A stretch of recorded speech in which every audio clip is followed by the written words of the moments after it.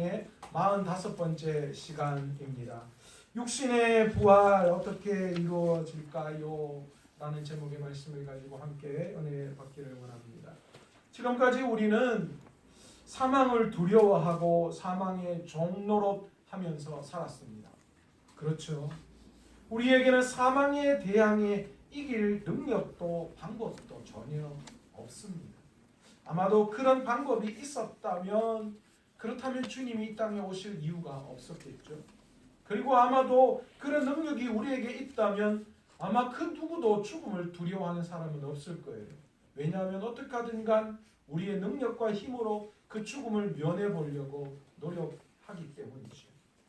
하지만 예수 그리스도께서는 이 사망의 종노릇하고 사망의 두려움에 속해 있는 우리들을 그냥 내버려 두신 것이 아니라 사망에서 벗어나 자유할 길을 열어주셨습니다.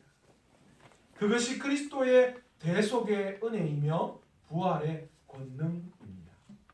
바울은 이 부활을 고린도 교회 성도들에게 다시 한번 전하면서 그들이 가지고 있는 죽은 자들이 어떻게 다시 살아나며 부활의 몸은 어떠한 형태를 띠는가에 대한 그런 의문을 하나하나 풀어나가고 있습니다. 바울은 50절에 내가 이것을 말하노니 라고 말씀하면서 본문의 말씀을 시작하고 있습니다. 여기서 바울이 말하는 이것은 무엇을 의미하는 것일까요? 바울이 이야기하는 이것은 부활의 때에 최종적으로 이루어질 일, 바로 그것을 이야기하는 거죠. 그러니까 마지막 예수님이 이 땅에 오셔서 부활의 놀라운 그 죽은 자들의 부활의 놀라운 은혜가 있을 바로 그때에 어떤 일이 일어날 것인가에 대해서 이야기를 하는 겁니다. 바울은 혈과 육은 하나님의 나라를 이어받을 수 없다 그렇게 말합니다. 사실 여기서 혈과 육은 아마도 육신의 모습을 말하는 것이기도 하지만 그러나 조금 더 깊이 있게 이 혈과 육을 본다면 성령에 의해 변화받지 못한 우리의 모습을 나타내는 것입니다.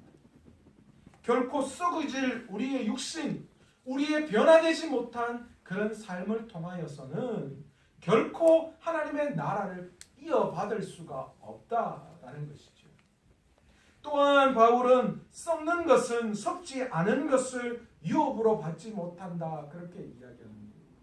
그러니까 영원하지 못한 세상에 있는 모든 육체를 포함한 모든 썩을 것은 없어질 것은 결코 영원히 썩지 않고 없어지지 않는 그것을 받지 못한다라는 것입니다. 썩는 것은 죄악의 결과로 인해서 죽음에 이르게 된 육신을 말하는 것이고 썩지 아니하는 것은 성령에 의해 변화된 영원한 생명을 뜻하는 것입니다. 바울은 51절에서 성도의 죽음에 대해서 이렇게 이야기합니다. 우리는 다 잠잘 것이 아니요 마지막 나팔에 순식간에 홀연히 다 변화하리니. 그러니까요, 바울은 우리 모두가 다 잠을 잔다. 그런데 계속해서 자는 것은 아니다 라고 이야기하는 거예요. 성경은 죽음을 잠잔다라는 표현으로 많이 쓰고 있습니다. 왜 그럴까요?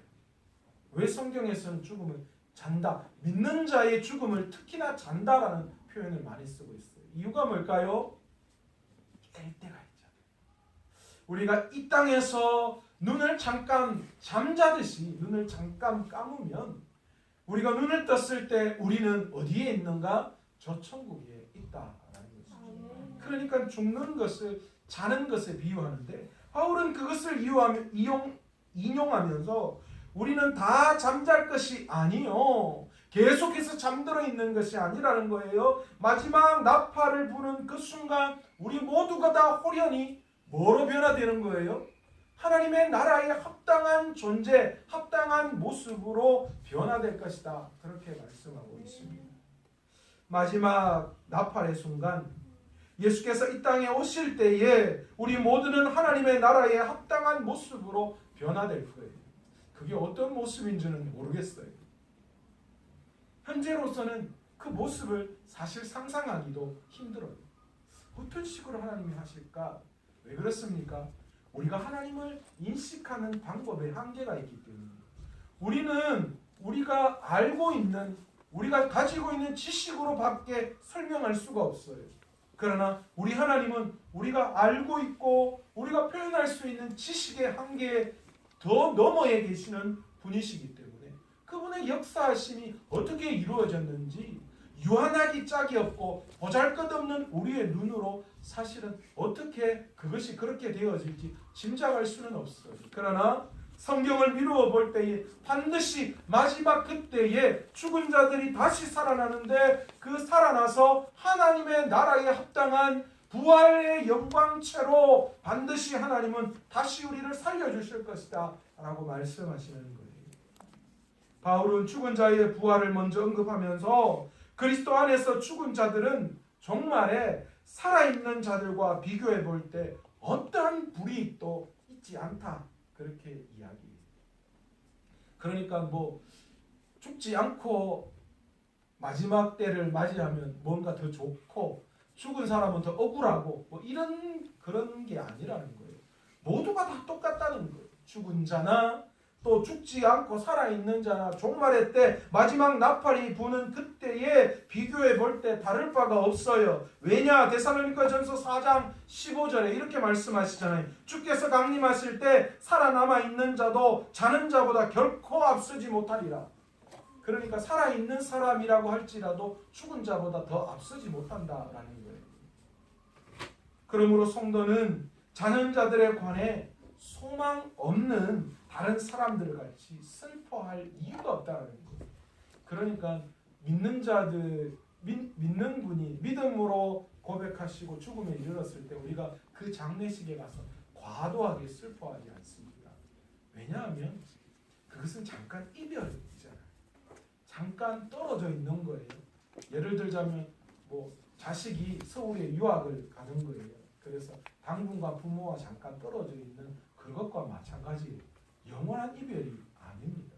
그러나 하나님 없이 만약에 죽음을 맞이했다면 정말 그것은 슬픈 일이고 정말 안타까운 일이겠죠. 그러니까 슬퍼할 수밖에 없는 것이죠. 종말의 때에 죽은 자들은 영광의 모습으로 다시 살아납니다. 그러면 그때 살아있는 성도들은 도대체 어떻게 될까요? 마찬가지입니다. 바울은 그 역시도 변화될 것이다 라고 이야기합니다. 죽은 자가 다시 살아나 하나님의 나라에 합당한 모습으로 변화시켜 주시는 것처럼 살아있는 자들 역시 그 살아있는 모습을 그대로 하나님은 변화시켜 주셔서 하나님의 나라에 합당한 부활의 영광 가운데 머무르게 하신다라는 것이죠. 마지막 때에 살아남아 있는 성도는 죽음을 경험하지 않고 변화되어지는 그런 일들이 그들에게 일어날 것입니다. 바울은 53장부터 옷을 입는다라는 표현을 통해서 마지막 나팔의 때의 변화를 설명하려고 합니다. 썩을 것은 반드시 썩지 아니할 것으로 죽을 것은 죽지 아니함을 입는다. 그렇게 두 가지 표현을 동시에 말하고 있습니다. 현재 우리가 가진 육체는 썩고 죽을 육체입니다. 그러나 썩고 죽을 육체가 썩지 않고 죽지 않을 것을 입게 될 것이다 라고 그렇게 말씀하고 있는 것이죠. 바울은 이런 상태를 사망을 삼키고 이긴다 그렇게 표현을 하고 있습니다. 그리스도의 부활과 성도의 부활은 사망을 영원히 멸하실 것이라고 하신 하나님의 말씀의 궁극적인 성취입니다. 바울은 55절에 와서 그래서 사망아 너의 승리가 어디 있느냐, 사망아 내가 쏘는 것이 어디 있느냐 그렇게 말하고 있습니다. 그리스도의 부활과 성도의 부활은 사망이 결코 승리할 수 없음을 분명하게 증거하고 있습니다.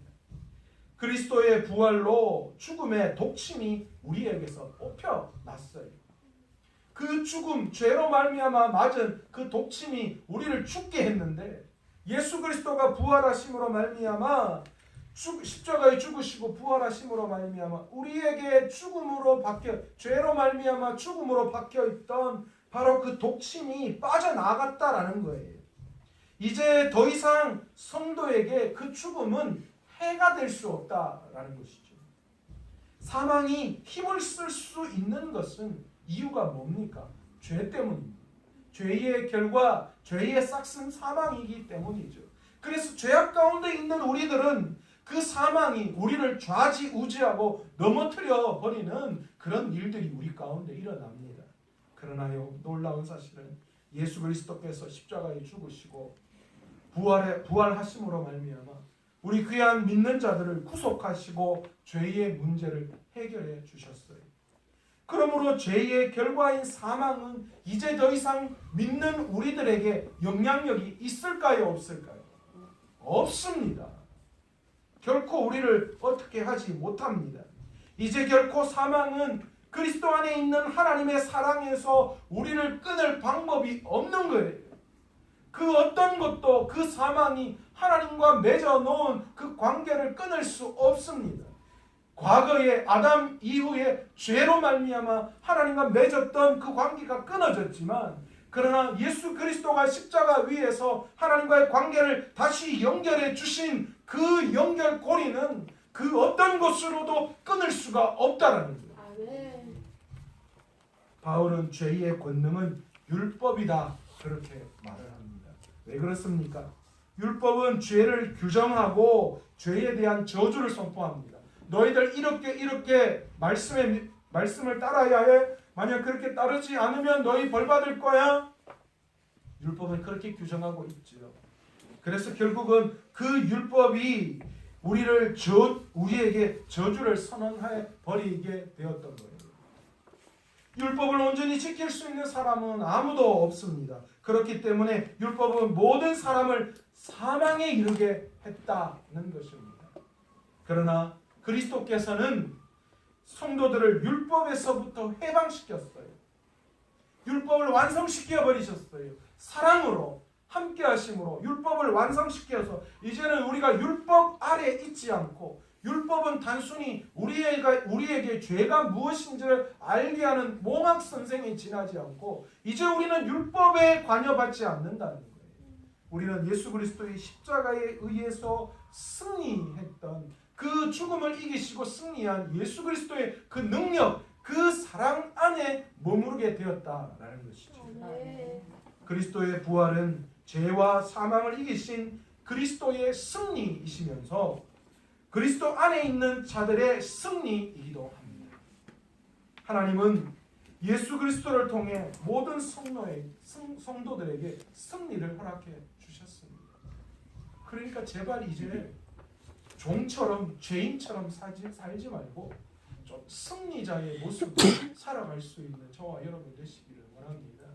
여러분, 로마의 군인들도 밖에 나가서 다른 나라와 전쟁을 하고 승리하고 돌아올 때에 여러분 그 개선하는 행렬의 모습을 여러분 상상해 보십시오. 깃발을 높이 들고요, 전리품들을 가득 실은 마차가 뒤따르고요, 목에는 힘이 들어갈 수밖에 없어요. 그리고 맨 뒤에는 뭐가 따라옵니까? 그 전쟁터에서 사로잡은 군인들과 그 지역 사람들, 그 노예들을 같이 끌고 오는 거예요. 여러분, 그때 개선 장군의 모습을 한번 보십시오. 상상해 보세요. 그게 승리자의 모습이에요. 그런데 오늘 우리의 모습을 가만히 보십시오. 예수님이 승리하셨고 그 승리가 예수님의 승리뿐만이 아니라 우리의 승리도 되는데, 그 예수님의 죽으심은 우리 또한 사망 권세를 이기게 하셨고 죄에 대한 대가를 치르게 하셨기 때문에 이제 더 이상 우리는 죽음의 독침이 그것에서 빠져나온 거예요. 그러니까 우리는 이제 죄인이고 종이 아니라 승리자예요. 승리자로 삶을 살아야 한다는 거예요. 그런데 우리는 자꾸만 세상의 패배자처럼 그렇게 생각하는 거예요. 왜 그렇습니까? 우리의 삶의 기준이 자꾸만 세상의 기준이 맞춰져 있어서 세상을 가지지 않고 세상의 것을 누리지 않으면 패배자인 것처럼 그렇게 우리가 생각하고 있기 때문이죠. 그러나 주님은 우리에게 그렇게 말씀하시지 않습니다. 바울이 섬기는 하나님은 승리를 주시는 하나님이시고, 또한 바울이 이야기하는 하나님은 곧 그 승리를 우리에게 가져다 주시는 하나님이신 줄로 믿습니다. 그러니 우리가 승리의 삶을 살아갈 때 하나님이 우리를 계속 도와주시는 거예요. 우리를 승리케 하시는 거예요. 마지막 나팔 소리에 순식간에 변화되어서 승리를 선포할 그날을 바라보면서 오늘도 우리의 삶을 통하여 승리의 삶을 살아가는 저와 여러분 되시기를 간절히 축원합니다. 내가 져도 상관없어요. 여러분, 전쟁에서 내가 지는 건 상관없어요. 내가 속해 있는 곳이 이기면 뭐 하는 거예요? 승리한 거죠. 여러분, 우리는 하나님이 승리하신 편에 서 있어요. 때로는 내 삶을 살아가면서 좀 실패할 수 있어요. 넘어질 수 있어요. 어쩌면 그것도 하나님이 계획하신 거예요. 그것을 통하여 하나님이 무엇인가를 이루어내기를 원하시는 거예요. 그러니까 패배하게 만드시면 패배하는 대로, 또 힘들게 만드시면 힘들게 만든 대로, 또 부하게 만드시면 부하게 만드는 대로 우리가 그 어떤 모습 속에서도 뭐 하는 겁니까? 하나님은 승리하신 분이시고 나는 그 편에 서 있다라는 것을 고백하고 승리자의 노래를 부를 때에 하나님이 반드시 우리를 승리케 주시는 줄로 믿습니다. 이제 그리스도의 부활과 성도의 부활을 확증한 바울은 결론적으로 고린도 교회 성도들에게 뭐라고 권면을 하고 있는가? 부활을 믿는 성도는 견실하여 흔들리지 말아야 한다, 그렇게 말씀하고 있습니다. 바울이 도대체 무엇에 견실하고 무엇에 흔들리지 말아야 된다라고 고린도 교회 성도들에게 이야기하는가? 첫 번째는 그리스도의 부활에 대해서 흔들리지 말아야 한다는 거예요. 주님이 부활하셨다라는 것에 대한 믿음의 흔들림이 전혀 없어야 해요. 요즘은 신학도요, 주님의 죽으심과 부활을 부정하는 것에서부터 시작하는 자유주의 신학이 있어요. 여러분, 고린도 교회 성도들에게 바울은 이제 너희가 부활에 대해서 정확하게 알았다면 그 부활의 영광 위에 견실하고 흔들리지 말아야 한다라고 말하는 거예요. 그런데 가장 먼저 흔들리지 말아야 하고 든든하게 세워져야 할 것은 그리스도의 부활입니다. 주님이 부활하셨다라는 것, 그것을 우리는 마지막까지 부정하지 않아야 해요. 왜 그렇습니까? 만약에 그리스도가 살아나지 않으셨다면 이 세상에서 가장 불행한 것이 누구라는 거예요? 우리잖아요. 주님의 부활을 인정하지 않는다면 우리의 신앙 모두가 다 엉터리예요. 우리의 신앙 모두가 다 잘못된 거예요. 급하게 셔츠를 입다 보면요, 어떻게 하다 보면 단추가 잘못 끼워져요. 마지막 가보면 막 단추가 이렇게 삐뚤어지고 결국은 뭐 해야 돼요? 다시 다 풀어야 될 경우가 있어요. 여러분, 그리스도의 부활을 부정하는 신앙은요, 마지막에 맞아떨어질 수가 없어요. 잘못된 신앙이에요. 잘못된 길로 갈 수밖에 없어요. 그러니까 잘못된 예수 그리스도를 바라보는 거예요. 그래서 잘못된 신앙에 빠지는 거예요. 엉뚱한 신앙을 쫓아가는 거예요. 여러분, 그리스도에 대한 부활이 흔들리지 않아요. 여러분, 그 어떤 일이 있어도 세상을 포기하고 그리스도의 부활을 붙잡아야죠. 어떻게 세상을 붙잡고 그리스도의 부활을 버릴 수가 있어요? 그건 잘못된 일입니다. 두 번째로 바울은 고린도 교회 성도들에게 뭐라고 이야기하느냐? 성도의 부활에 대해서도 흔들리지 말아야 한다라는 거예요. 주님이 부활하셨다면 우리도 반드시 부활하는 거예요. 우리의 부활이 없으면 주님의 부활이 우리에게 무슨 의미가 있습니까? 그렇지 않습니까? 주님이 아무리 부활하셨다 하더라도 날 부활시켜 주시지 않는다면 아무런 의미가 없잖아요. 우리 주님이 부활하셨다는 것을, 우리의 죄의 문제를 해결해 주셨다는 것이고, 결국은 다른 말로 우리 또한 부활시켜 주실 분이시다라는 것이죠. 여러분, 우리가 바로 그것에 흔들림이 없어야 해요. 또 세 번째로 그리스도를 섬기는 삶을 살아갈 때에도 흔들리지 말아야 한다는 거예요. 주님의 길을 걸어가는 것도 흔들리지 말아야 합니다. 여러분, 마지막 그 부활의 소망이 있다면, 그 부활의 소망이 확실하다면 까짓것 이 땅에 생활하는 분도 여러분 못 버티시겠어요? 내가 죽고 난 다음에 하나님의 영광 가운데 머무를 수만 있다면 까짓것 그거 못 견디겠어요. 남자분들 직장 가면 월급쟁이들은 때로는 정말 모욕적인 그런 일을 당할 때도 있습니다. 저도 예전에 직장 생활할 때 그랬어요. 직장 상사가 상사한테 뭔가 지적을 당했습니다. 그러니까 그 직장 상사가 그냥 냈다 소리를 지르는 거예요. 이따위로 하려면 보따리 싸서 그만두고 나가라고. 네 같은 놈은 우리 회사에 필요 없다. 그렇게 이야기를 하는 거예요. 굉장히 기분이 상합니다. 모욕적입니다. 다 때리고 치우고 싶습니다. 그런데 12번 더 남자들 그 직장 생활하는 셀러리맨들은 이 포켓 안에 사직서를 넣고 다닌다고 하더라고요. 그런데 아무리 사직서를 넣고 서랍 안에 넣더라도 잘 제출하지 못합니다. 왜 그렇습니까? 집에 있는 가족들 생각나는 거죠. 그리고 조금만 더 버티면 뭐 하는 거예요? 그냥 또 지나갈 거고 또 한 달 찰 거고 그러면 또 월급 나올 거고 그런 마음이 있는 거예요. 그게 현실이잖아요. 아무리 꼽고 아무리 기분 나빠도 참는 거예요. 왜요? 나도 승진하고 또 나도 더 좋은 것이 있을 것이다라는 기대감 때문이죠. 여러분 우리도 마찬가지 아닙니까? 우리의 삶이 이 땅의 삶뿐이라면 그리스도도 포기할 수 있고 성도의 부활도 흔들릴 수 있고 그리스도를 섬기는 삶도 뭐 대충 좀 살아갈 수 있어요. 그러나 우리가 다시 살아나고 부활의 영광이 있다라는 그 믿음의 확신이 든다면 우리의 삶이 좀 힘들고 어렵더라도 이거 잠깐 지나고 나면 영원한 다음 세상 하나님과 함께하는 그 세상이 우리에게 있음을 그때 하나님의 나팔을 부는 그 나팔 소리 하나님의 임재의 그 소리가 임할 때에 그때 하나님은 죽어있든 살아있든 우리를 하나님의 나라의 영광스러운 모습으로 변화시키시고 영광 가운데 우리를 살려주시고 우리를 천국의 놀라운 것으로 하나님께서 인도해 주실 것이다. 여러분 그거 보고 살아가는 거죠. 그거 보고.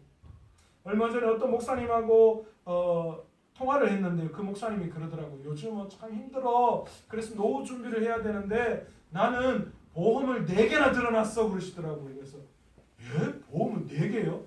뭐라고 보험을 4개씩이나 드셨어요? 그랬더니 그래 보험 4개인데 지금 첫째 보험은 14년 들어가 있고 둘째 보험은 10년 들어가 있고 셋째 보험은 6년 들어가 있고 넷째 보험은 지금 2년 들어갔어. 이야기하는데 좀 이상한 거예요. 뭘 이야기하시나 가만히 생각했더니 자녀 보험 들어놓으셨더라고요. 첫째, 둘째, 셋째, 넷째. 제가 그랬어요. 목사님 저는 그러면 보험 2개밖에 못 들어놨는데 그 보험 2개도 좀 신통찮은 것 같아요. 그래서 저는 그 보험 의지하지 않습니다. 자녀 보험 의지하지 않아요. 잘못하면 내가 해약하는 게 아니라 저그들이 해약할 수도 있어요. 제가 그렇게 하면서 한번 웃은 적이 있습니다. 여러분 우리가 의지하고 우리가 붙들어야 할 게 무엇입니까? 세상을 살아가면서도 불확실한 세상을 살아가니까 이것저것 의지하잖아요. 그런데 우리가 이 땅을 살아가면서 진짜 의지해야 될 게 뭡니까? 부활의 신앙, 다시 삶의 은혜죠. 그때를 기다리는 거죠. 그때를 위해서 참아내는 거예요. 이겨내는 거예요. 부활의 소망을 가진 성도는 하나님의 은혜를 알고 주의 일에 더욱 힘써야 합니다. 주를 위해 수고하는 그 수고가 결코 헛되지 않습니다. 내가 이 땅에서 수고하고 내가 이 땅에서 힘들고 어려운 일을 겪었다. 그러나 그게 그냥 넘어가는 게 아니에요. 없어지는 거 아니에요. 왜 나만 광야 가운데 이렇게 세워놓으셨는가 그런 생각 들 때 있습니다. 저도 그랬어요.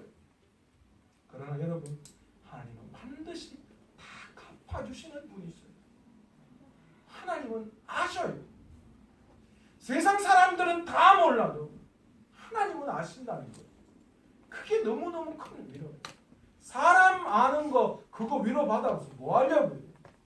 그러나 우리 하나님은 지금 내가 어떻고 내가 어떤 가운데 있을 때에도 하나님을 버리지 않고 선택하고 저 천국을 바라보며 내가 인내하며 나아갔다라는 것을 우리 하나님은 다 알고 계신다는 거예요. 그래서 마지막 하나님을 얼굴과 얼굴을 대하여 볼 그때에 우리 주님이 나에게 이렇게 말씀하시는 거죠. 잘했다 충성되어. 그래, 너 세상에서 얼마나 어려운지 나 다 알고 있었어. 그래, 많이 힘들었지, 많이 고통스러웠지. 그렇게 위로해 주실 거예요. 그 위로가 우리에게 있는 거예요. 그래서 그 위로를 바라보며 우리가 믿음을 선택하고 나아가는 거예요. 이 땅에 이루어지는 것이 없다 하더라도 우리는 하늘에 있는 그 위로를 생각하고 오늘도 우리의 수고가 헛되지 않음을 알고 하나님의 그 은혜에 감사할 수 있는 저와 여러분 되시기를 간절히 축원합니다. 주님을 위한 수고는 이 땅에서도 열매를 맺지만 하나님이 마지막 나팔 부실 그때에 부활의 주님 앞에 더욱더 아름답게 빛나게 될 줄로 믿습니다. 그래서 여러분, 우리가 이 땅에서 빛나는 것이 아니라 마지막 하나님 앞에 섰을 그때에 더욱더 빛날 바로 그 주님을 위한 수고와 애씀을 오늘도 이 땅에서 이루어갈 수 있는 저와 여러분 되시기를 간절히 축원합니다. 오늘 이 시간 말씀을 생각하시면서 한번 기도하기를 원합니다.